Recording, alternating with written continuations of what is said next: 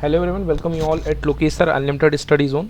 तो एक बार फिर से देखते हैं कि करंट इलेक्ट्रिसिटी में हम ऑलमोस्ट ये चैप्टर कंप्लीट करने वाले हैं। तो देख लेते हैं कौन कौन से पार्ट हमारे छूटे हुए हैं एंड फाइनल टच देते हैं इस चैप्टर को। चलिए, ये तो ऑब्जेक्टिव्स हैं, इनको हम चैप्टर के एंड में करवाऊंगा मैं आपको ये सारे ऑब्जेक्टिव्स, क्योंकि चैप्टर पूरा हमारा पहले मजबूत हो जाए। देखिए, ड्रिफ्ट वेलोसिटी हम इसके पहले पढ़ चुके हैं, एक पीछे हमें लेक्चर और जाना पड़ेगा। यस, यहाँ से स्टार्ट है। This is page number 62।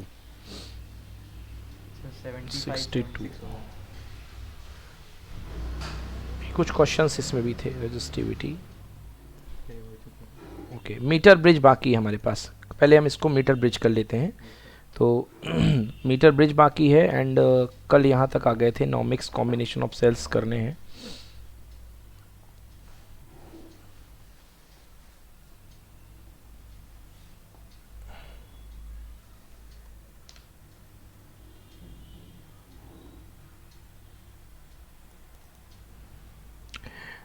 तो ये क्वेश्चन अगला आ रहा मेरे पास, मिक्स कॉम्बिनेशन ऑफ सेल। तो मिक्स कॉम्बिनेशन ऑफ सेल पढ़ने के पहले मुझे आप पे separate series and parallel combination of cell कराना पड़ेगा, उसके बाद हमें यार मिक्स कॉम्बिनेशन ऑफ सेल समझ में आएगा, ठीक ना। जब तक हम सीरीज और पैरेलल कॉम्बिनेशन ऑफ सेल नहीं कर लेते हैं तब तक हमें मिक्स कॉम्बिनेशन ऑफ सेल समझ में आने वाला नहीं है, ठीक। ओके, तो चलिए यहाँ से स्टार्ट करते हैं। अब अपने पास जो एक्सपेरिमेंट आ रहा है, ये क्वेश्चन नंबर 4 पढ़ेंगे पहले।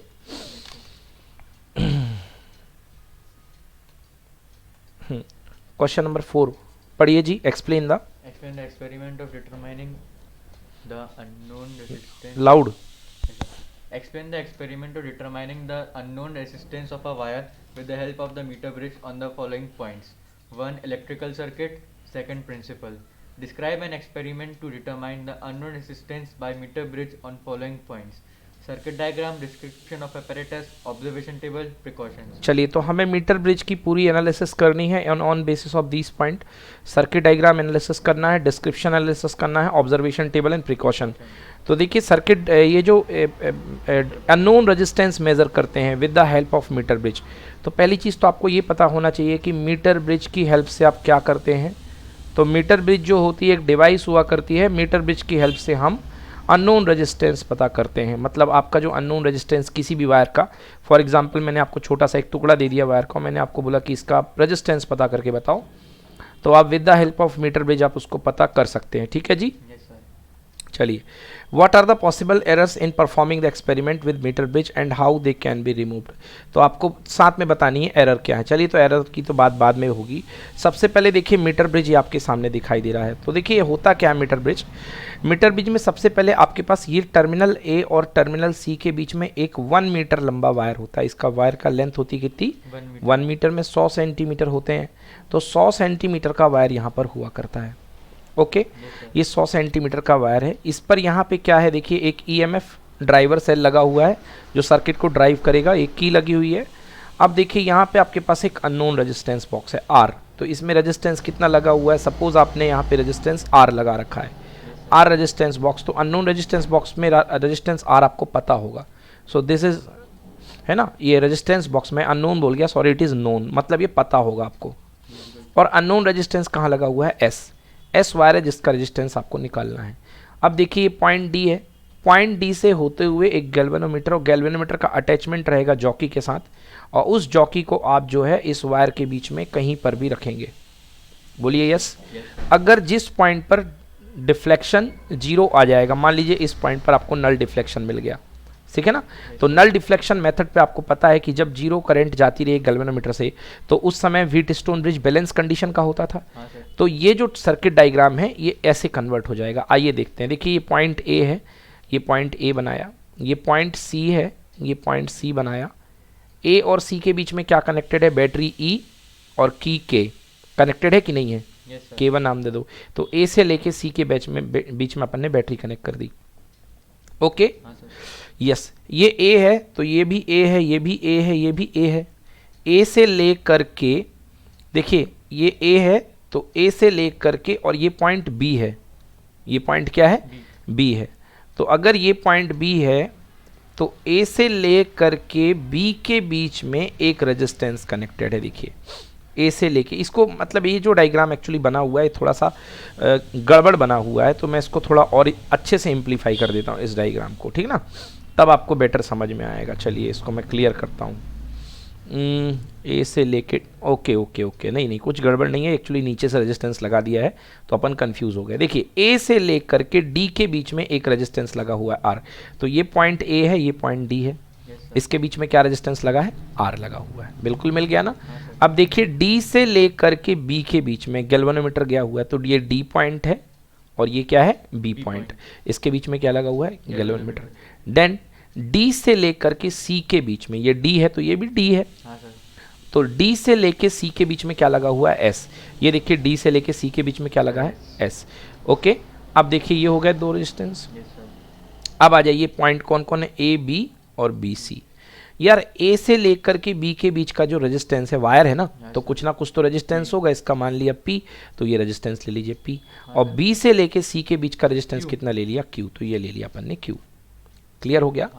ओके, तो हमारा wheat stone bridge balance condition में क्या कहता है, बैलेंस कंडीशन में हमारा व्हीट स्टोन ब्रिज कहता है कि P upon Q equal to R by S। कहता है कि नहीं कहता, तो P by Q equals to R by S। Okay okay, तो हमें क्या निकालना, हमें S निकालना है, क्योंकि अननोन रेजिस्टेंस हमें क्या निकालना है, S।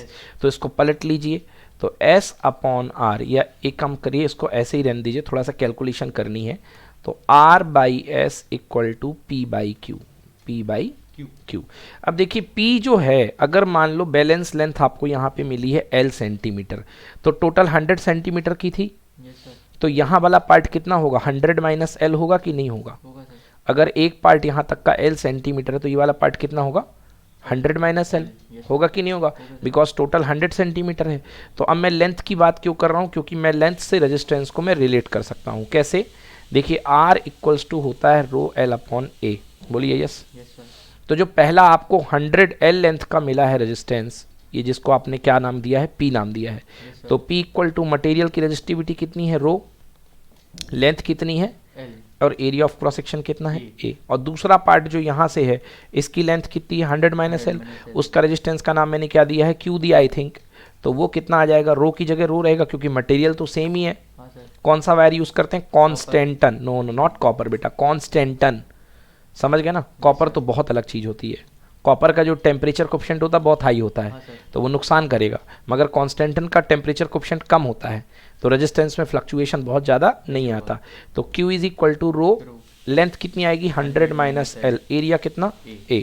हमें क्या चाहिए, हमें तो P अपॉन Q चाहिए है, तो दोनों को डिवाइड कर दो, तो रो से रो कैंसिल, A से A क्या बचेगा, L अपॉन 100 माइनस L।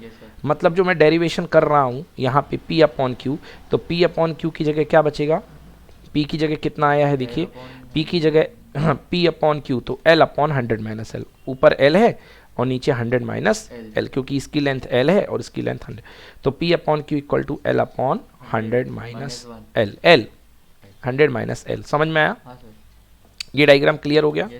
चलिए भाई, डिस्क्रिप्शन ऑफ एपरेटस, तो एपरेटस का डिस्क्रिप्शन पढ़ देते हैं, देख लीजिए। फिलहाल फार्मूला देख लीजिए, मैंने कहाँ तक डेवलप किया फार्मूला आपको, देखिए R upon S equal to R upon S equal to L upon 100 minus L, यही द फॉर्मूला है। आपको क्या निकालना है, S निकालना है, तो पलट लीजिए इसको, तो ज़्यादा बेहतर रहेगा। तो S by R equal to क्या हो जाएगा, 100 माइनस L अपॉन L।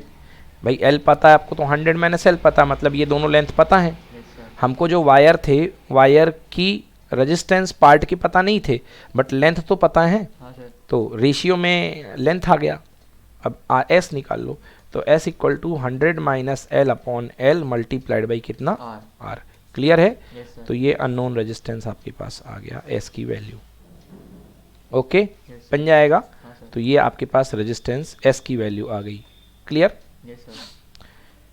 चलिए, तो ये आपके पास फाइनल आपका क्वेश्चन हो गया है। तो यहाँ पे देखिए AC क्या होता है, एक वायर होता है, E जो होता है एक सेल होता है, R है रेजिस्टेंस बॉक्स, S क्या है अननोन रेजिस्टेंस, G है गैल्वेनोमीटर और K है की। अब डिस्क्रिप्शन ऑफ द एपरेटस वही मैंने पढ़ाया कि इसमें जो L शेप की दो पट्टियाँ होती हैं, एक फ्लैट, ये देखो ये L है ना, इधर पे L शेप दिख रहा है कि नहीं दिख रहा, ये L शेप की एक पट्टी और ये L शेप की दूसरी पट्टी, इसके बीच में एक फ्लैट पट्टी कसी हुई होती है, Yes, sir. है ना, इसके और इसके बीच में रेजिस्टेंस बॉक्स, इसके उसके बीच में अननोन रेजिस्टेंस। चलिए पढ़िए description of apparatus. Description of apparatus. It consists of 1 meter long magnetic or Constantan resistance. हाँ याद रखिएगा, मैग्नीन या कॉन्स्टेंटन का wire, Yes, sir. Fixed. Yes, sir. Resistance wire fixed on a wooden plank. 6 steel or brass strips are fixed as shown in the figure with 2 gaps. In one gap, resistance box R, in other unknown resistance S are connected. A, C and D are terminals. A jockey slides on the wire. Yes, तो ये जो jockey होती है यहाँ पे, इसको slide करते हैं। कहाँ गई ये जॉकी? ये इसी को इसके ऊपर रखते हैं और अपन को क्या मिलता है? बैलेंस पॉइंट मिलता है, जिस पर व्हीटस्टोन ब्रिज पोटेंशियल इक्वल होता है। हाँ, सर. किस पॉइंट का इक्वल होगा? बी का और डी का। तो बी और डी का पोटेंशियल इक्वल हो जाएगा, तो ब्रिज क्या हो जाएगा? बैलेंस हो जाएगा। Okay, yes, on the wire. पढ़िए formula derivation. Formula derivation of principle. Meter bridge consists of 1 meter long Constantan wire AC fixed on a wooden plank. In 2 gaps, resistance R and unknown resistance S are connected. Galvanometer G is connected between B and D, where B is sliding point such that jockey A cell E with a plug key K is connected between A and C. Let null point is obtained at a distance L from A, where AB is equal to 1 centimeter. A B equal to L centimetre. L बेटा centimetre. L पे balance आया ना, हाँ, sir. तो ए से लेके B तक की दूरी क्या है? एल है। तो बी से लेके सी क्या बन गया? 100 माइनस एल। Minus L. पढ़िए B C equal to 100 minus L centimeter. If X be the resistance per unit length, then resistance offered by AB is P is equal to IX. L x. LX. उसने कहा पर unit length का resistance x है, मैंने दूसरे तरीके से कर दिया। मैंने रो एल बाई ए का यूज़ कर दिया कंसेप्ट का। ये देखिए मैंने रो एल बाई ए का।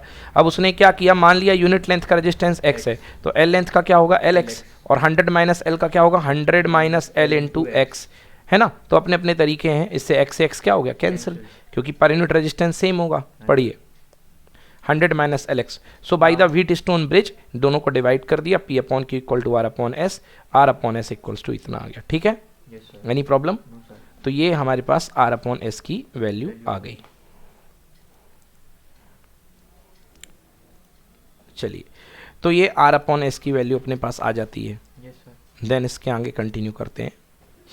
तो हमें एस की वैल्यू निकालना है, तो एस की वैल्यू इस तरीके से आ जाएगी। क्लियर है? Yes, sir. हाँ, तो अब क्या कुछ सेंसिटिविटी के बारे में लिखा हुआ है? पढ़िए Wheatstone bridge. Wheatstone bridge is sensitive when all 4 resistance are of same order. Hence, meter bridge is also suitable for resistance of same order. हाँ, अब जैसे कि क्या कह रहा है इसका मतलब कि सेंसिटिविटी अच्छी कब मिलेगी? अब जब चारों रेजिस्टेंस सेम ऑर्डर के हो। मतलब अगर ये भी 100 ओम के आसपास का हो ऊपर वाला रेजिस्टेंस, तो नीचे वाला भी लगभग 100 ओम, इधर वाला भी मतलब 100 ओम, तो ये भी 100 ओम्स, मतलब आसपास होने चाहिए। 2 डिजिट वाले 2 डिजिट वाले 2 डिजिट वाले 2। अब 1 किलो ओम है तो सब सारे किलो ओम के रख दो, तब आपका ज़्यादा बढ़िया सेंसिटिविटी होगी। हाँ, sir. ठीक है ना, तब ज़्यादा बढ़िया सेंसिटिविटी होगी। अगर आप एक ले रहे हो 100 ओम का, एक ले रहे हो 10 की पावर 6 यानी कि लाख ओम का, तो अच्छा सेंसिटिविटी आपको नहीं मिलेगी। समझ में आया क्या कह गया मैं? अब इसका एक्सपेरिमेंट होता है एक्चुअली लैब में। तो इसके एक्सपेरिमेंट में क्या लेते हैं बेटा? हम एक वायर लेते हैं और उस एक्सपेरिमेंट को हम 3-4 बार एक्सपेरिमेंट करते हैं। 3-4 बार क्यों करते हैं? क्योंकि प्रेसिशन आ जाए। प्रेसिशन मतलब एक्यूरेसी, बिल्कुल गलती ना हो। समझ गए? Yes, sir. अब पहले वही रेजिस्टेंस ले लिया, मान लो नॉन रेजिस्टेंस लगा दिया अपन ने, मान लो कितना लगा दिया नॉन रेजिस्टेंस अपन ने? 10 ओम। 10 ओम लगा लिया। Yes, sir. अब नल पॉइंट मिला अपन को, नल पॉइंट मान लो मिल गया अपन को कितने सेंटीमीटर पे? मान लो 50 पे। तो 100 माइनस एल कितना आएगा? 50। अब ये लगा करके आप एस की वैल्यू ले लो, पहली रीडिंग आएगी इसकी। ठीक है ना? Yes, फिर आप इसको चेंज कर दीजिए, नॉन रेजिस्टेंस को 10 से 15 कर दो, फिर नई रीडिंग निकालो, फिर एस की रीडिंग आएगी मान लो S2। तो ये पहली रीडिंग, ये दूसरी रीडिंग, ऐसे 5 रीडिंग निकाल लो। तो ऐसे 5 रीडिंग को सबको जोड़ करके डिवाइड बाई क्या कर दो? 5। तो वो एवरेज आ जाएगा। क्या आ जाएगा? एवरेज। वो सबसे एक्यूरेट होती है। ठीक है ना? Yes, sir. अब चलिए बात करते हैं प्रिकॉशंस की कि इसमें क्या क्या ध्यान रखना है। पहला पढ़िए बेटा। The connection should be tight. ये तो हर कोई जानता है कि भैया कनेक्शन टाइट होने चाहिए, नहीं बीच में एक्सपेरिमेंट ही बंद हो जाए।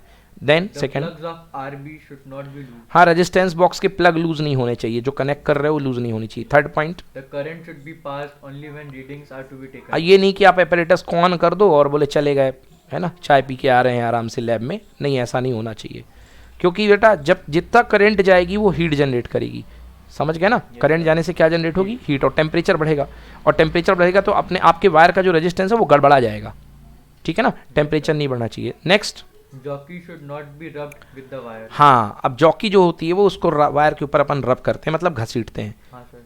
तो वो कैसी होती है, उसका मुंह जो होता है वो ऐसा फावड़े के जैसे बिल्कुल तीखा हुआ करता है। Yes sir. अब ये नहीं कि आप उसके ऊपर चढ़ जाएं, जॉकी के ऊपर उसको रब कर रहे हैं तो तार ही टूट जाए, उसको अपन को घसीटना पड़ता है ना। हाँ सर। भाई मीटर ब्रिज के ऊपर जो वो होता है, स्केल होता है ये 1 मीटर का, इसके ऊपर जॉकी को रब करना पड़ता है। चाकू के जैसे होता है जॉकी का माउथ, चलिए। बिल्कुल पतला सा। तो अब ऐसा नहीं होता है कि आप इसको बिल्कुल इसके ऊपर चढ़ जाएं और इसको छील दें एक परत, ऐसा नहीं, बल्कि बड़े आराम से, समझ गए ना। क्योंकि अगर आप छील लोगे एक परत तो आपको पता होगा resistance inversely proportional to area, area कम होगा तो रेजिस्टेंस क्या हो जाएगा, बढ़ जाएगा। तो जब ये एरिया कम हो जाएगा इस वायर का, आपने इसको ज़बरदस्ती इसके ऊपर घसीटा बहुत ज़ोर से, तो एरिया कम हो गया तो रेजिस्टेंस क्या हो जाएगा, बढ़ जाएगा, तो आपकी रीडिंग डिस्टर्ब हो जाएगी। समझ में आया मेरे कहने का मतलब? यस। तो ये है ठीक है। तो jockey should be not rubbed with the wire, है ना। Possible error in their removal, refer answer question number 24। चलिए क्वेश्चन नंबर 24 शॉर्ट आंसर में अपन इसको बाद में पढ़ लेंगे। ओके जी, अगला आता है बेटा कॉम्बिनेशन ऑफ सेल्स। तो हेडिंग डालिए बेटा जी कॉम्बिनेशन ऑफ सेल्स। तो भाई इस कॉम्बिनेशन ऑफ सेल्स में हमारे पास दो टॉपिक हैं, एक है सीरीज कॉम्बिनेशन, एक है पैरेलल कॉम्बिनेशन और एक है मिक्स कॉम्बिनेशन। तो दो कॉम्बिनेशन हमें पढ़ने हैं, ठीक है ना।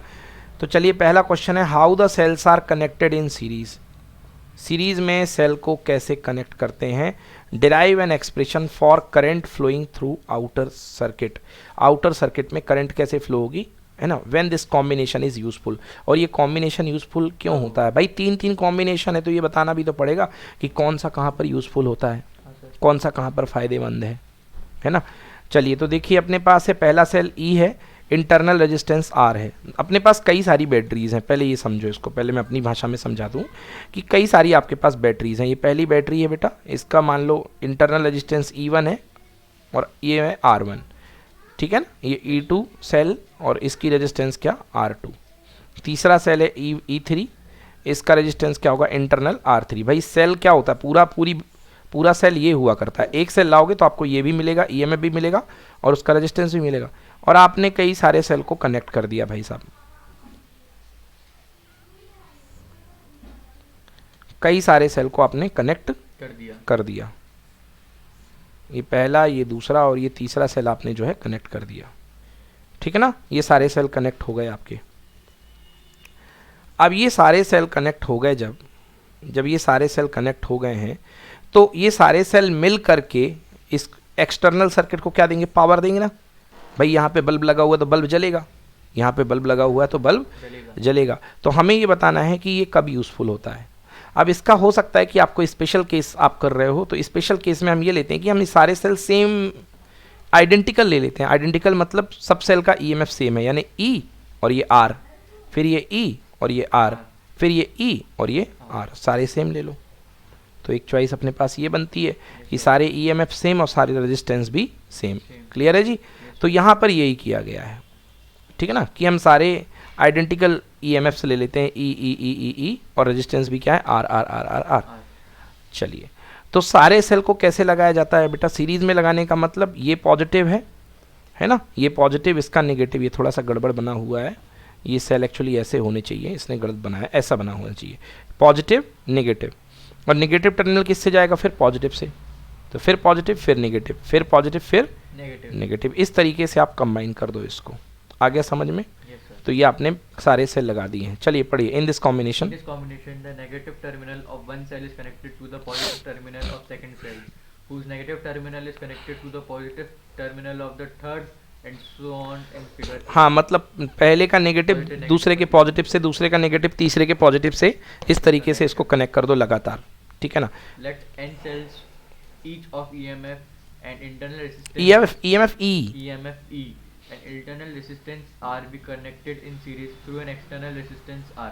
Then total EMF of this combination is equal to n into E. Yes, total combination का EMF कितना, E plus E plus E plus E plus E। EMF series में ऐड होता है, वोल्टेज सीरीज में ऐड होता है तो क्या हो जाएगा, NE। और टोटल रेजिस्टेंस भी सीरीज में ऐड होता है तो क्या, NR। तो भाई इस पूरे बड़े से सर्किट को मिटा के मैं बना सकता हूँ कि भाई साहब मेरे पास एक बैटरी है जिसका EMF है NE और रेजिस्टेंस है NR, और ये करंट जा रही है भाई साहब R रेजिस्टेंस से। क्लियर हो गया? Yes sir. चलिए पढ़िए। The series The series combination of n cells is equivalent to a single cell having EMF and E and internal resistance and R. This is shown in figure B. Now NR and external resistance R are in series. So the equivalent resistance of a circuit becomes R plus NR. Yes, एक external circuit का resistance है R और इसका है NR, series में connected है, तो total resistance कितना हो गया R प्लस NR, क्योंकि सीरीज का फॉर्मूला होता था R series equal to R1 plus, तो जोड़ दिया भाई। ये देखिए अब देखते हैं करंट कितनी जाएगी। ओम्स लॉ से current equal to EMF upon resistance, तो I equal to V by R, तो कितना है भाई EMF NE upon NR। Clear हो गया? Yes sir. ओके अब ये यूज़फुल कब होगा, ये कॉम्बिनेशन यूज़फुल कब होगा? अब देख लीजिए, यदि मान लीजिए कि R is very very greater then NR, मतलब एक्सटर्नल रेजिस्टेंस बहुत धमाकेदार है, बहुत बड़ा है, बाहर आपने कूलर लगा रखा है और ये छोटे छोटे इंटरनल हैं, तो R बहुत बड़ा होगा। तो देखो फिर क्या हो जाएगा बेटा, I is equal to N times of E upon यहाँ पे क्या आएगा R आएगा ना, क्योंकि ये तो छोटे छोटे बच्चे हैं, इनसे ज़्यादा हो गया ये। तो देखो फ़ायदा क्या हो रहा है कि जो करंट है वो N टाइम्स आ रही है एक सेल के कंपैरिजन में। यस और नो? क्लियर है ना? सो दिस टाइम अगर आप ऐसा कर रहे हो, R is very very greater than, capital R is very very greater then R small r, even in fact capital R इतना ज़्यादा है कि वो सब मिल करके बेचारे का कुछ नहीं बिगाड़ पा रहे हैं internal resistance. So current equal to N times of current flowing through each cell. समझ गए ना? तो आपको क्या मिल गया, इसमें करंट N गुना होकर के आ रही है। तो भाई फ़ायदेमंद कब होता है ये कॉम्बिनेशन, जब आपका एक्सटर्नल रेजिस्टेंस बड़ा हो, तब आपका ये कॉम्बिनेशन फ़ायदेमंद है। समझ में आ गया? तो पढ़ दीजिए, this is the expression. This is the expression for current flowing through the external resistance R. If small r is very very smaller than capital R, then NR plus R is similar to is equivalent to capital R, is equivalent to capital R. Hence from equation 1 we get I is equal to N times of E upon R is equal to N into current flowing through each cell. each cell। Clear हो गया? N into current flowing through each cell. each cell। तो ये भाई आपकी हो गई series combination of sales. बोलो clear है एकदम कि नहीं है? Yes sir. चलिए, तो ये सीरीज कॉम्बिनेशन के बाद अपना आएगा बेटा पैरेलल कॉम्बिनेशन ऑफ सेल्स। उसमें 1 upon R. हाँ, उसमें पैरेलल कॉम्बिनेशन में 1/R1 1/R2 करेंगे। आ गया ये पैरेलल कॉम्बिनेशन ऑफ सेल्स। अब देखिए यूटिलिटी पढ़ लेते हैं इसकी। यूटिलिटी मतलब उपयोगिता। तो इसकी उपयोगिता क्या है इस कॉम्बिनेशन की, सीरीज कॉम्बिनेशन की? पढ़िए। Thus if the internal resistance of cell is negligible as compared to external resistance, the current flowing through the battery is n times the current supplied by each cell. Yes, तो उस समय जो current जो होगी वो n times of क्या हो गई भाई, E by R. Yes sir. मतलब एक सेल के द्वारा भेजी गई करंट की कितनी गुना हो गई, n गुना। यार एक सेल की भेजी गई करंट क्या होगी, E बाई आर ही तो होगी, तो उसका n टाइम्स हो गई कि नहीं हुई? Yes sir. So the cell should be connected in series only when the internal resistance of each cell is much less than the external resistance. Yes, तो अगर इंटरनल रेजिस्टेंस बहुत कम है सेल का एक्सटर्नल की तुलना में, तो आपको करंट गेन करने के लिए आपको क्या लगाना है, उनको सीरीज में लगाना है। चलिए नेक्स्ट पढ़ते हैं पैरेलल कॉम्बिनेशन। ओके, पढ़िए। n cells Let n cells are connected in parallel combination with internal resistance. Derive an expression for current flowing through external resistance when this is एक मिनट स्विच ऑन कर देना।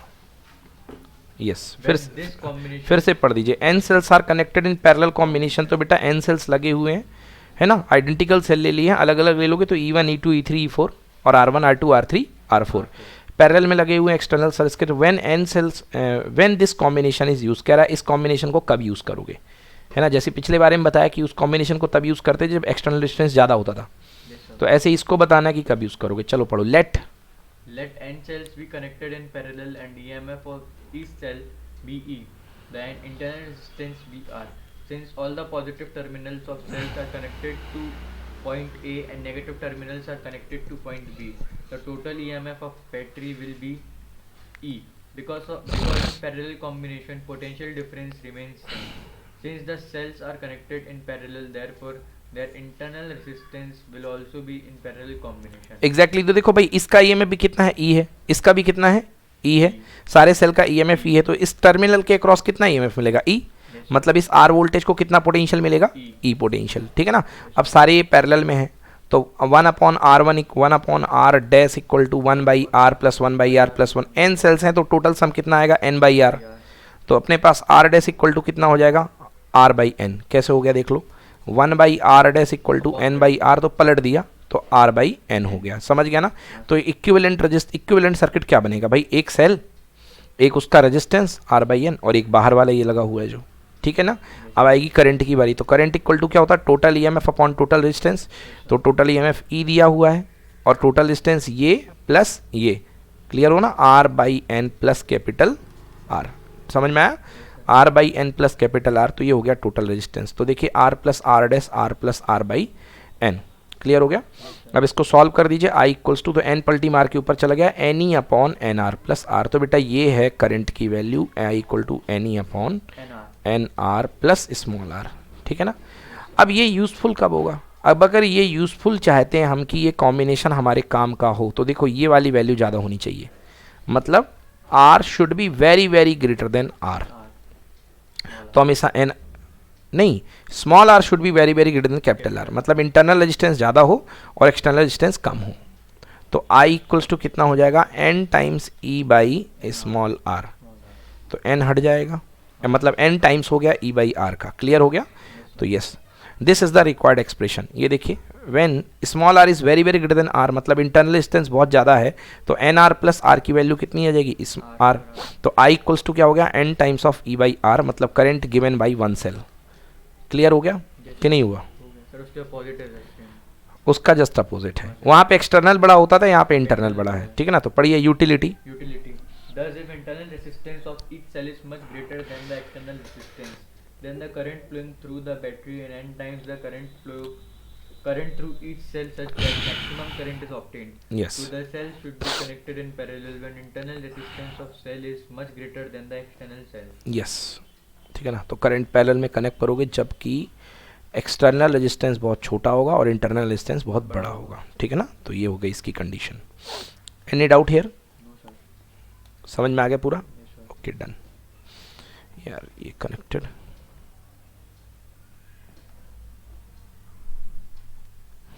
Now अब ये करने के बाद जो है हमारे पास जो है, हम मिक्स कॉम्बिनेशन की तरफ चलते हैं। ओके, अब हमारे पास आता है मिक्स कॉम्बिनेशन। चलिए इसके बाद न्यूमेरिकल क्वेश्चन है, बट उसको करने के पहले अपन मिक्स कॉम्बिनेशन कर लेते हैं, होपफुली ये लास्ट डेरिवेशन है इसका, ठीक है ना। चलिए, mix combination is less important, आता कम है एग्जाम में, आप सीरीज कॉम्बिनेशन पैरेलल, बट अच्छा डेरिवेशन है ये, थोड़ा सा इसमें, हाँ मिक्स कॉम्बिनेशन ये थोड़ी सी मेहनत मांगेगा। सीरीज और पैरेलल में टिक लगा लीजिए, कर लिया अपन ने, just tick it, okay, series and parallel, we have done it, okay done, okay. So let's read बेटा, एसेंशियली मैं बता देता हूँ बेटा, इसमें करना क्या है, n number of cells series में लगाने हैं, n नंबर ऑफ सेल्स कितने लेने हैं सीरीज में, और उनके m कॉलम्स लगाने हैं।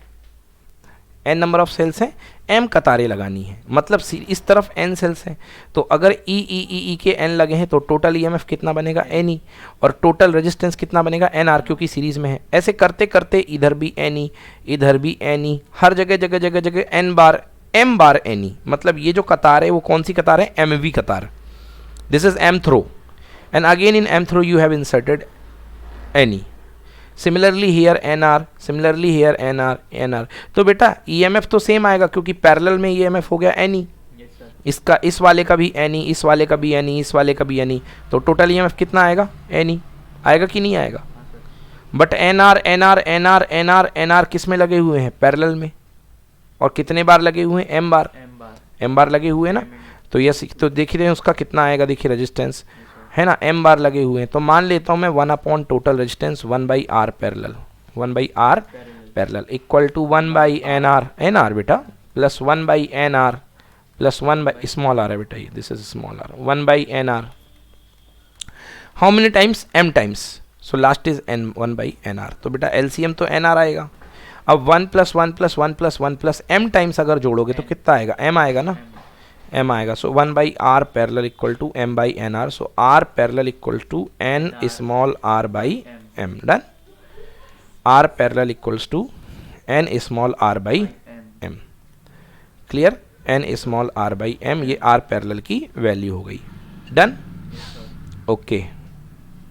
चलिए तो ये हो गई, अब पढ़ दीजिए इसको, how are the cells connected in mixed combination, derive an expression for current flowing through external resistance, or prove that the current in the external circuit of a mixed combination of cells is maximum when the internal resistance of the combination equals the external हाँ, तो resistance. एक बात यहाँ पे देखिए, यहाँ पे क्या सीखने को मिल रही है, ये कह रहा है कि करंट के मैक्सिमम होने के लिए आंसर आना चाहिए कि जो इंटरनल रेजिस्टेंस है, इंटरनल रेजिस्टेंस मतलब जो टोटल आया है कितना, N are by M, N small are by M, यही आया है ना, हाँ सर. जो टोटल इंटरनल रेजिस्टेंस आया वो आया N are by M, it should be equal to external. मतलब आपने इस कॉम्बिनेशन के बाहर जो फाइनली बाद में इस कॉम्बिनेशन के बाहर आपने एक रेजिस्टेंस लगाया है, लगाया कि नहीं लगाया, पंखा कूलर हीटर कुछ भी तो लगाया ना, that is called capital R. उस कैपिटल आर का जो रेजिस्टेंस होना चाहिए वो इस पूरे बॉक्स के, इस पूरे सिस्टम के इंटरनल रेजिस्टेंस के क्या होना चाहिए, इक्वल. ये प्रूफ करना है, उस समय हमारी बनेगी मैक्सिमम करंट. समझ में आया कि नहीं आया? Yes, sir. ओके, चलिए तो ये शो करना है, ठीक है ना. पढ़िए. In this combination, In this combination, series connections of equal number of cells are connected in parallel, and finally providing one negative and one finally providing one positive and one negative terminal. सारे connect कर दो तो ये terminal मिलेगा plus और ये terminal मिलेगा minus. सारे के सारे, अब सारे के सारे प्लस को एक तरफ ज्वाइंट कर दो और माइनस को एक तरफ. पढ़िए. As shown in figure. shown in figure. These two terminals are connected to the ends of an external resistance R, so that current start flowing through the resistance. Exactly, तो यहाँ पे आर से connect कर दिया तो यहाँ से सब अपनी अपनी करंट देंगे, हाँ सर. क्योंकि ये पॉजिटिव है, पॉजिटिव से करंट बाहर निकलती, करंट यहाँ से जाएगी एक्सटर्नल रेजिस्टेंस में. Clear? Yes, sir. Through the resistance. पढ़ो. Suppose Suppose n cells are connected in series combination. Let m be the number of such series connected in parallel. Let the EMF of each cell will be E and internal resistance be R. Total EMF of each series combination such that for a row will be NE. The total internal resistance will be NR. Hence the equivalent becomes as given in figure B. Yes. So देखिए ये बन गया N E n are, n E n are, n E n r connected है, n E n r connected है. Okay, how many columns are there, m columns, and this is total capital R. Done. अब हमें निकालनी है total current, total Current. Current निकालनी है. तो N E का पैरेलल तो अपन को एन ही मिलेगा, बट ये रेजिस्टेंस जो है क्या आ जाएगा, एन आर बाई एम. पढ़ा है ना अभी पैरेलल में, एन आर बाई एम, और साथ में रेजिस्टेंस ऐड होगा लास्ट में. चलो तो आगे बढ़ते हैं. यस, तो इसको आगे बढ़ते हैं. Okay,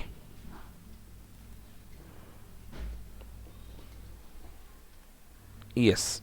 so see this will be the situation. ऐसी सिचुएशन बनेगी, है ना. पढ़िए. As all the cells, As all the cells are now in parallel, so total EMF of the combination will also be NE. Total internal resistance will be R dash, as shown in figure. As each resistor of value NR and NR. Okay, as each resistor value of N R and N R such resistor are connected in parallel. हाँ भाई, हर combination की value कितनी आ रही है, N R, और N are N are N R जैसे connected है, कितने एम कनेक्टेड है. सो पैरेलल कॉम्बिनेशन कैलकुलेट कैसे होगा, 1 upon r dash equal to 1 by n r, 1 by n are m times. So it will be m by n are. तो r dash equal to N R by m. ठीक है ना. Next, then as R, As R is the external resistance, then R dash and capital R in series. Hence the total resistance of combination becomes R total is equal to capital R plus R dash is equal to capital R plus NR upon. हाँ अब देखिए circuit भाई, total EMF कितना आया, N E, total resistance कितना आया, N are by M, और ये कैपिटल आर. तो आई इज इक्वल टू क्या होता है, total voltage n E upon इन दोनों का सम. तो ये कर दिया भाई, total voltage n E upon R plus N r. बेटा मल्टीप्लाई कर दो, एम आर इधर जाएगा और एम उछल करके ऊपर जाएगा. कितना आ गया, ऊपर हो गया M N E upon M capital R plus N small R. What is this, this is I. अब अगर हम चाहते हैं कि करंट मैक्सिमम हो, तो करंट मैक्सिमम होने के लिए ये जो टर्म होना क्या चाहिए, मिनिमम. Yes sir. अब लगेगी मैथ्स, अब लग रही है यहाँ पे मैथ्स कि इसका मिनिमम होने के लिए इसको कैसे एडजस्ट करें अपन. देखिए, तो इसको मिनिमम करने के लिए मेरे पास ये है M R plus N R, इसी को मिनिमाइज करना है क्योंकि करंट चाहिए है मैक्सिमम. तो रेजिस्टेंस वाला टर्म क्या चाहिए है, मिनिमम, कम से कम. तो देखते हैं कम से कम कितना हो सकता है. देखिए, M R plus N R, M R plus N R को मैं under root M R square plus under root N R square लिख सकता हूँ. Yes sir. अब तो ये A plus B एक मिनट, minus B. नहीं नहीं नहीं नहीं नहीं, देखिए इसमें क्या किया है, माइनस टू ए बी मतलब सब्ट्रैक्ट किया इसी चीज़ को और प्लस टू ए बी इसी चीज़ को ऐड किया है, क्योंकि अपना आंसर तो यहीं तक आ गया था ना, हाँ। ये चीज़ में आ गया था. तो इन दोनों को सब्ट्रैक्ट किया और ऐड किया. अब इससे फ़ायदा क्या हो गया, इससे ये चीज़ जो है बन गई a माइनस बी का होल स्क्वायर हाँ सर, बन गई, Yes, और sir. प्लस 2mr/nr, क्लियर है, yes sir. Plus 2mr NR. nr, ये क्या है, this is mr plus nr, ठीक है ना, 2mr plus nr, yes, but under root mr minus nr square cannot be negative as it is a perfect square, as it is a perfect square.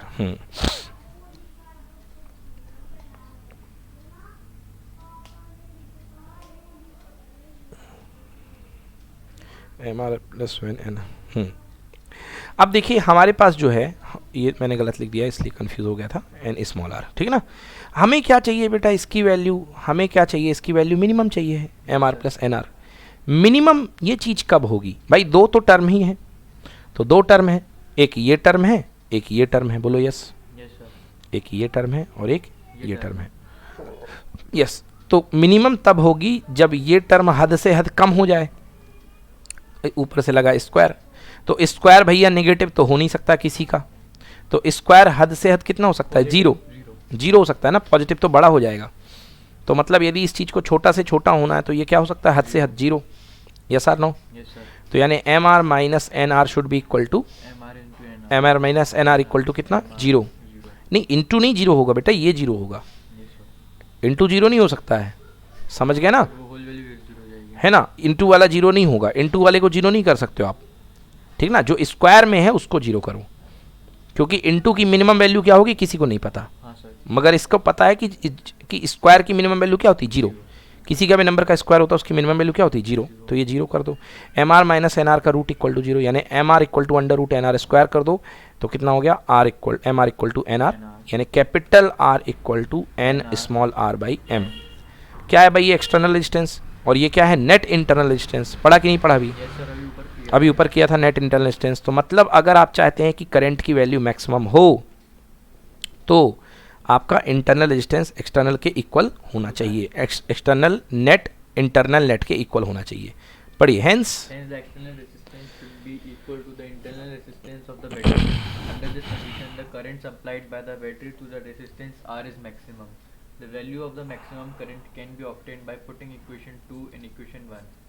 चलिए अब current की maximum value निकालते हैं। हाँ sir. तो करंट की maximum value देखिए यहाँ पे जो था आपके पास क्या था, M N E upon M R plus small N R, Yes sir. ठीक ना। अब आर की वैल्यू हमने जो निकाली है देखिए, हाँ ये देखिए, so this is equal to M N E upon M R plus N R, Yes sir. और यहाँ से देखिए ये क्या था, M R equal to N R, मतलब जहाँ पे एन आर है वहाँ पे मैं क्या प्लेस कर सकता हूँ, एम आर, एम आर, तो यहाँ पे मैंने एम आर प्लेस कर दिया, तो चलिए 2mr, एम से एम कैंसिल, तो आंसर कितना आ गया, एन ई बाई 2r, समझ के ना।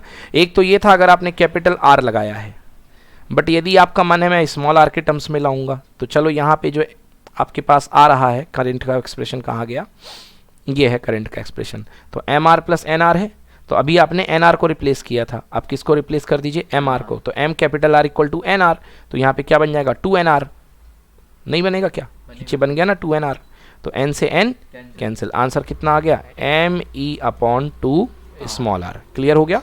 तो ये हो गई दोनों मैक्सिमम करंट, एनी प्रॉब्लम, तो ये हो गई हमारी दोनों मैक्सिमम करंट। तो इस तरीके से यार हम मैक्सिमम करंट का भी डेरिवेशन निकाल सकते हैं, ठीक है। Yes sir. ओके ये तो पैरेलल है, ये कर लिया अपन ने, okay this is M R by 2r, ये भी क्लियर है। Okay so this is also being done, ये पूरा का पूरा हमारा हो चुका है, डन, Yes sir. ठीक है।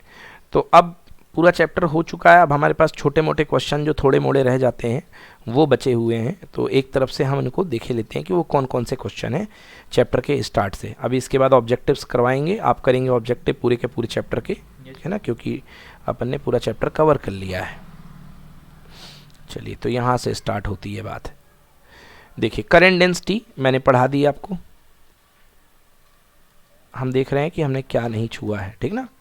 करंट डेंसिटी मैंने करवा दी है, और ड्रिफ्ट वेलोसिटी भी हो चुकी है भाई, ठीक ना। देन इसके बाद Ohm's law applicable to all conductor, नहीं भाई बता दिया था कि ओम्स लॉ केवल ओमिक कंडक्टर में लगता है, नॉन ओमिक में नहीं लगता है, जैसे डायोड, वॉल्व, ट्यूब हो गए, ट्रायोड हो गए, है ना, सेमीकंडक्टर हो गए, इनमें नहीं लगता। स्पेसिफिक रेजिस्टेंस, रजिस्टिविटी मैंने बता दी है ना, ये भी हो गया है। You are given sample material, भैया ये भी कन्वर्ट हो चुका है। यहाँ पे बस मीटर ब्रिज के रह गए थे। एक मिनट वही देख लेते हैं। It is easier to start motor during the summer, क्योंकि बैटरी का इंटरनल रेजिस्टेंस कम होता है, इलेक्ट्रोलाइट डाइल्यूट होता है। When a high power heater is connected to mains, बता दिया था भाई, ओके यस, डिम हो जाता है। What you measure by meter bridge, भाई मीटर ब्रिज का आज ही मैंने पढ़ाया है, इससे हम क्या यूज़ करते हैं, what is the sensitivity when the sensitivity is maximum, maximum होने के लिए चारों रेजिस्टेंस किस ऑर्डर के होनी चाहिए, सेम ऑर्डर के। और व्हाट इज मेजर, भाई अननोन रेजिस्टेंस मेजर करते हैं, resistances are measured by meter bridge. Sensitivity of the metre bridge is maximum when the null point is obtained at the centre of the wire. Sensitivity maximum तब होगी जब null point एकदम centre में मिलेगा। Moreover all the resistance must be of same order, सारे resistance same order के बने हुए, ठीक है जी, ये भी हो गया 1। देन इसके बाद देखिए क्या कह रहा है भाई, what is the wire meter bridge made up of, metre bridge का वायर किससे बन के, अभी बताया था मैंने, कॉन्स्टेंटन का या मैग्नीन का बना होता है। The wire of the metre bridge is made of the manganin or constantan because it has low temperature coefficient of resistance and high specific resistance. Main बात ये बेटा कि इसका low temperature coefficient of resistance होता है। Low temperature coefficient of resistance का मतलब समझो क्या होता है यार, अपन जानते हैं कि रेजिस्टेंस जो होता है टेम्परेचर बढ़ाने पर बढ़ता है। अब अगर टेम्परेचर कोफिशिएंट जिसको अपन अल्फा से शो करते हैं, अगर वो कम है बेटा, अगर क्या है वो कम है, तो रेजिस्टेंस का टेम्परेचर के साथ फ्लक्चुएशन जो है बहुत धीरे धीरे होगा। और अगर अल्फा ज़्यादा है तो फ्लक्चुएशन बहुत भयंकर होगा। पता चला आपने 1 डिग्री बढ़ाया और रेजिस्टेंस कूद करके कहाँ से कहाँ चला गया, ठीक है, रेजिस्टेंस कूद करके कहाँ से कहाँ चला गया, ये हो सकता है। Done, yes. तो देखिए व्हाट इज द वायर, है ना, what is the wire of metre bridge, ये तो हो गया अपने पास। तो what do you measure by meter bridge, कौन सेंसिटिविटी हो गई, किस क्वेश्चन में थे हम, हाँ इसी में। The wire of the meter bridge is made up of the manganese or constantan because it has low temperature coefficient of resistance and high specific resistance, और इसका specific resistance जो होता है वो बहुत high होता है, ठीक है। Then how can sensitivity of the potentiometer can be increased? Yes, अब potentiometer आ गया। potentiometer की sensitivity कैसे आप increase कर सकते हैं, ठीक है ना, देख लेते हैं। The sensitivity of the potentiometer will be more if potential gradient is less for this। देखिए सबसे पहले potential gradient जो जिसको रो बोलते हो, कई बार k बोलते हो, यानी कि V/L वो लेस हो, V/L क्या हो, लेस हो। अब देखिए इसको क्यों लेस का मतलब क्या है, द पोटेंशियल V कह रहा है कि the potential gradient is less, potential gradient is less. समझो इसका मतलब क्या है, पोटेंशियल ग्रेडियंट लेस क्या होता है। बेटा आपने मान लो 100 वोल्ट लगाया है, 100 वोल्ट आपने लगा दिया है कितने मीटर पे, 1 मीटर पे, 1 मीटर पे लगा है। तो ये 1 मीटर का तार है, इसके 1 मीटर में 100 सेंटीमीटर होते हैं। तो 100 सेंटीमीटर का जो 10वां हिस्सा होगा 10 सेंटीमीटर, 10 सेंटीमीटर पे कितने वोल्ट गिरेंगे, 10 वोल्ट गिरेंगे, क्योंकि 10 के 100 हो जाएंगे। समझ गया ना, मतलब 10 सेंटीमीटर में 10 वोल्ट, 10 सेंटीमीटर में कितने वोल्ट, 10 वोल्ट। 10 सेंटीमीटर में 10 वोल्ट मतलब 1 सेंटीमीटर में 1 वोल्ट, 1 सेंटीमीटर में 1 वोल्ट। चलो ठीक है, तो 1 सेंटीमीटर में 1 वोल्ट है, आप डिटेक्ट कर लोगे। कोई आपसे बोला 1 वोल्ट कहाँ है, तो आपने अपना जॉकी का जो टच है वो यहाँ पे टिका दिया 1 सेंटीमीटर पे। अब मान लो मैं यहाँ पे लगा दूँ 10,000 वोल्ट, लियो भाई 10,000 वोल्ट मैंने लगा दिया है 100 सेंटीमीटर में, समझ गए ना। तो 100 सेंटीमीटर पे क्या लगा हुआ है, 10,000 वोल्ट। बोलो बेटा। Yes sir. तो 1 सेंटीमीटर में कितना लगा होगा बेटा, 10,000 डिवाइडेड बाई 100, 0 0 कट गए, 100 वोल्ट, यानी 1 सेंटीमीटर में 100 वोल्ट। लो 1 सेंटीमीटर कितना सा होता है, इतना सा, और इसमें कितना वोल्ट लदा हुआ है, 100 वोल्ट।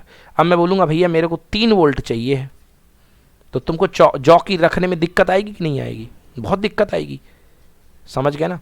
तो इसके लिए ये कहलाता है, मतलब ये सेंसिटिव नहीं है, क्योंकि इसकी पर यूनिट लेंथ में बहुत सारा वोल्टेज जा रहा है, बहुत सारा, समझ गए ना।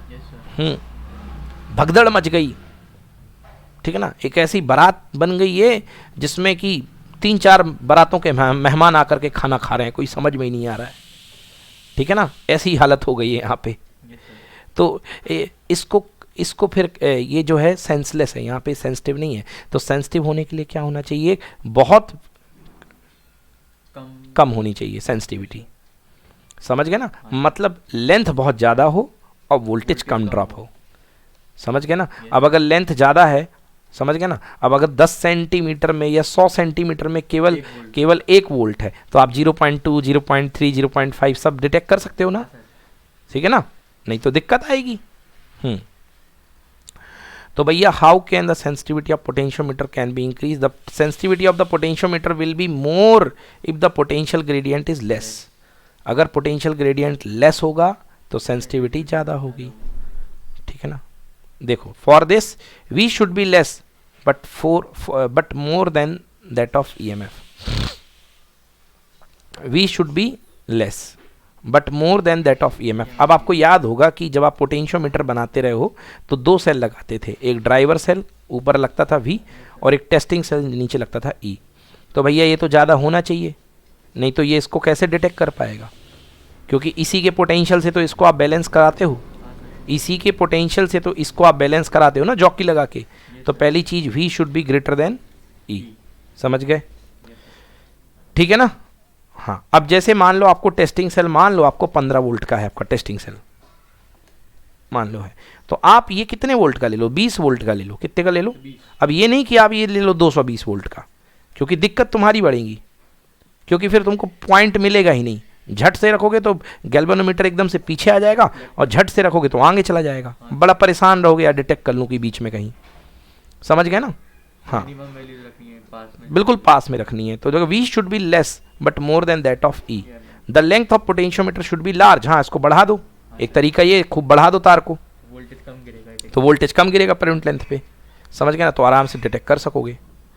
डन। तो ये हो गया क्वेश्चन नंबर 12। तो ये शीट बेटा पूरी हो गई अब अपनी, जो क्वेश्चन छूटे बूटे हुए थे अपन ने यार पूरे कर डाले, है ना। ओके भैया, चलो ये हो गई question number 12 sheet. Yes, next question number 13, write 2 possible, question number 13, write 2 possible reason for obtaining deflection in one side in the experiment of a potentiometer.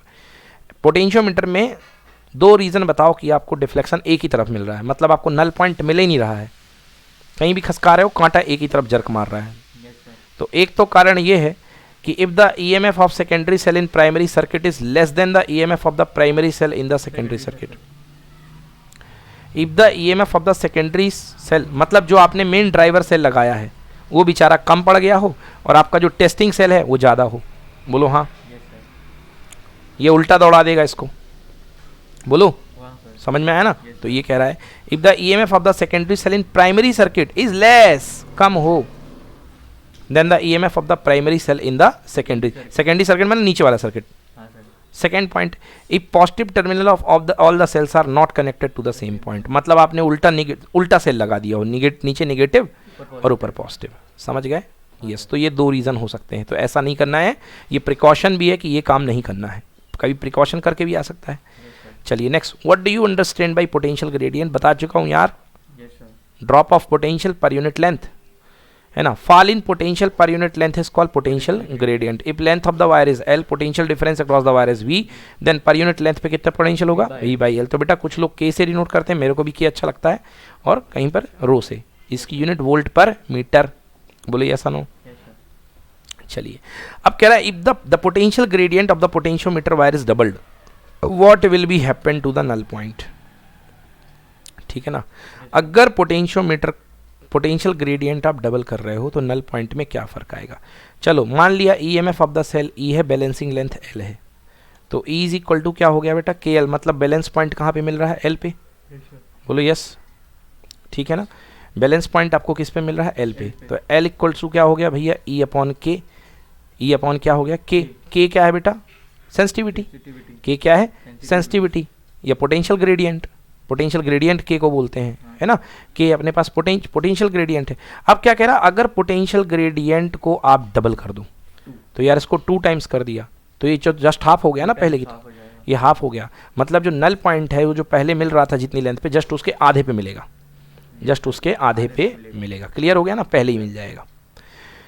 Why the length of the potentiometer wire is more, बस very good, क्योंकि भैया जितना ज़्यादा L लोगे के उतना कम होगा, potential gradient कम होगी, पोटेंशियल ग्रेडियंट कम होगी तो सेंसिटिविटी हाई होगी।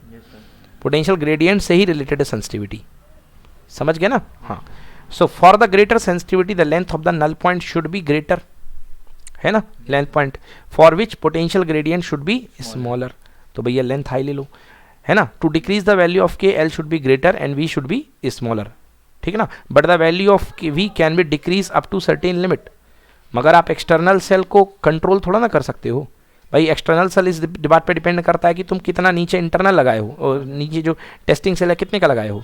अगर आपका टेस्टिंग 15 वोल्ट का है तो या तो आपको 20 वोल्ट का लेना ही पड़ेगा, तो इसको मनमर्जी तो आप कम नहीं कर सकते हो, फिर सहारा कौन बचा, लेंथ, बोलो yes. Hence the length is increase sufficiently, done done, clear है। चलो भैया अच्छी बात है, ये हो गया।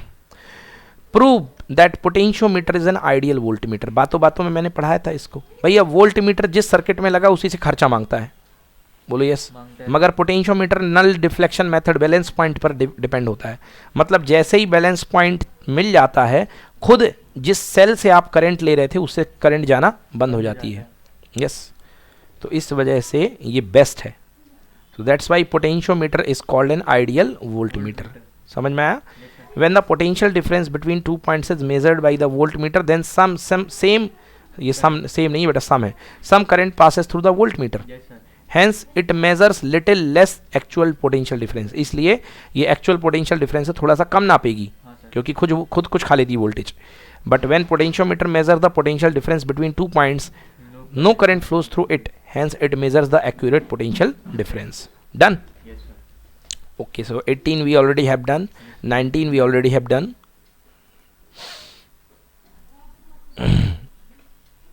Okay. Yes, 20 we already have done. Okay. 21 भी हो चुका है। So 20 we have done. Okay, 21 in high tension battery internal resistance should be high, बताया था मैंने, Yes, sir. है ना। इन high tension battery use in a circuit having if low external resistance, current जो होगी रेजिस्टेंस से बहुत ज़्यादा गिरेगी, करंट में go beyond the safety limit and internal resistance of the battery will be high, ठीक ना, और है ना this current can not go beyond the safety limit, मतलब अगर आपके साथ बैटरी के साथ लगा हुआ इंटरनल रेजिस्टेंस अगर कम है तो इससे करंट बहुत ज़्यादा पास हो जाएगी जो आपके लिए खतरा है, ठीक है। इसलिए रेजिस्टेंस हाई होना चाहिए। What is cause and error meter bridge, आ गया भैया, एंड एरर आ गई। What is cause of end error in a meter bridge? And error से आप क्या समझते हैं? Yes, the end error in a meter bridge is due to following reason. This is not important बेटा, ये ज़्यादा important नहीं है, एंड एरर नहीं आता है, बहुत कम आता है, ओके, छोटी मोटी, just for reference. The end error in meter bridge is due to the following reasons. First, the zero mark of the scale provided along the wire may not start from the position where the bridge wire leaves the copper strip. 100 centimeter mark scale may not end the position where the wire touches the copper strip. देखो यार क्या होता है, दिक्कत ही होती है कि अब जैसे आपने कनेक्शन किया, ये कॉपर की स्ट्रिप लगी हुई है, बोलो यस, ये कॉपर की स्ट्रिप लगी हुई है, बोलो यस। अब जीरो मार्क एक्चुअली कहाँ से शुरू हो जाएगा, यहाँ से, क्योंकि कॉपर का तार जो नीचे गया वो यहाँ से फिट है ना, हाँ या ना, हाँ, तो एक जीरो की स्टार्टिंग कहाँ से हो जाएगी, यहाँ से, हो गई ना। तो लिखा हुआ है the zero mark of the scale provided along with the wire may not start from the position where the bridge wire leaves the copper strip and 100 centimetre mark the scale may not end at the position where the wire touches the copper strip. भाई शुरुआत यहाँ पे होगा तो zero भी यहीं पे लिखना चाहिए, भाई टच तो तुम्हारा यहीं से हो गया ना, करंट थोड़ा ना इससे मतलब है कि तुम्हें दिख रहा कि नहीं दिख रहा है, अब वो चीज़ तार पीछे से रहता है, कॉपर के अंदर रहता है, तो जीरो से मार्क हो गया यहाँ। और दूसरी चीज़ वो जाके ख़त्म हो गया तो 100 तो यहाँ पे ख़त्म होगा ना अंदर, समझ गए ना, तो इस वजह से ये होता है एंड एरर आती है, समझ गए ना। दूसरा the resistance of the copper metal strip meter bridge has not been taken into account. अब देखो दिक्कत क्या आती है दूसरी, ये यहाँ से कॉपर की स्ट्रिप होती है बहुत मोटी सी, और इसके बीच में ये तार कसा हुआ होता है या रेजिस्टेंस बॉक्स लगा होता है। आप मुझे ये बताइए कि इसका फिजिकल कनेक्शन इस कॉपर स्ट्रिप के साथ है कि नहीं है? है, टच है उसमें, कनेक्टेड है। तो भैया जब ये इसमें कनेक्टेड है तो पूरा रेजिस्टेंस लेना पड़ेगा कि नहीं लेना पड़ेगा अपन को इसका? बट अपन लेते कि किसका, केवल रेजिस्टेंस बॉक्स का। तो इस वजह से ये एंड एरर आती है, ठीक है ना। चलो ठीक है, नेक्स्ट है question, what is Ohm's law, करवा चुका हूँ ओम्स लॉ, ठीक है ना। Then factor affecting the, what are the possible errors in a meter bridge and how they can be removed. चलिए पढ़िए मीटर ब्रिज की एरर, पढ़िए first error. That the wire is not uniform. To remove this error, balance point should be obtained in at the middle. हाँ, हो सकता है भैया कि वायर आपका जो हो मोटा पतला हो, लियो। हाँ सर। तो अगर आपका वायर मोटा पतला है तो इसमें यूनिफॉर्मिटी नहीं रहेगी, मतलब जो आप लगा रहे थे R is equal to X into L, वो नहीं लगेगा। तो बैलेंस पॉइंट नहीं मिलेगा उसमें। हाँ नहीं मिलेगा, गड़बड़ मिलेगा, सही नहीं मिलेगा, एग्जैक्ट नहीं होगा, समझ गया ना। चलिए, During the experiment, it is assumed that the resistance of L-shaped plates are negligible. हाँ वो जो प्लेट्स लगी होती हैं उनका रेजिस्टेंस आपको नेग्लिजिबल लेना है, Yes sir. बहुत कम होना चाहिए, समझ गए ना। Yes sir. हाँ। The resistance box and the unknown resistance must be interchanged and then the mean reading should be taken. हाँ, तो इस गलती को दूर करने के लिए क्या करते हैं, वो जो एक्सपेरिमेंट है, एक्सपेरिमेंट में अपने पास दो ब्लॉक रहते हैं, एक इधर पे अपन R फिट करते हैं और दूसरे वाले में अपन क्या फिट करते हैं, S। तो अपन को रीडिंग बदल बदल के लेनी चाहिए, एक बार S यहाँ ले आना चाहिए और एक बार R यहाँ ले जाना चाहिए, समझ गए ना। तो रीडिंग हमको बदल बदल करके लेनी चाहिए, समझ में आया कि नहीं आया। और फिर उन दोनों जो रिजल्ट आएगा उसमें मीन रीडिंग लेना चाहिए। नेक्स्ट पढ़िए, if If the jockey is pressed for a long period of time, then it gets heated and its resistance changes.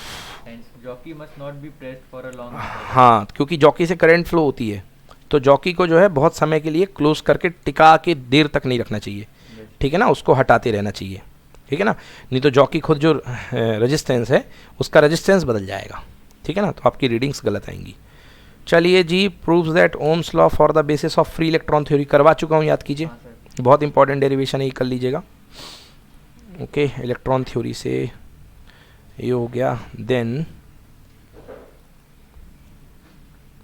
Yes, I think ये तो कंप्लीटेड है अपना पूरा, साइन भी है, कंप्लीटेड। यस, देन इसके बाद right 4 differences between electromotive force and potential differences, करवा चुके हैं ये भी, हाँ सर। ये भी कंप्लीट हो गया है। Okay, and differences between EMF important for MP boards, ठीक ना, एंड ये भी करवा चुका हूँ मैं, resistance, yes. And then establish the relationship between internal resistance, करवा चुका हूँ, वेरी इंपॉर्टेंट है भाई, है ना। Internal resistance small r equal to E upon V minus 1 into capital R, E upon V minus 1 into capital R, clear. इसके बाद I think पूरे न्यूमेरिकल हैं, यहाँ तक हम पूरा कर चुके हैं, एंड यस, सो डन। तो चलिए अब न्यूमेरिकल है, तो न्यूमेरिकल आपकी बारी। Okay, start with the numericals, चलिए सारे न्यूमेरिकल करिए।